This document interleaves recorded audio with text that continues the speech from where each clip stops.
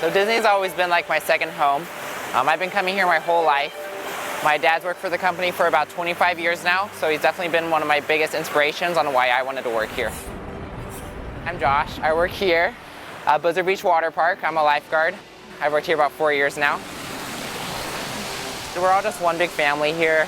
I love the atmosphere. I love my coworkers. I love the guests. We see the same guests maybe 4 or 5 times a day. So getting that guest interaction, it's making magic for them. It's making their vacation special. We have what's called a ski captain. They're the first guests into the park. They go down Summit Plummet. I usually look for a family. Maybe it's their first time. Maybe they've never experienced it before. It's just a great atmosphere. It doesn't feel like a job. That's definitely something that's really kept me here for so long. The people I work with are fantastic. Our leadership team is fantastic. The guests who come here, they're coming here to have fun, and just having a part in their vacation and making magic for them just makes it really special.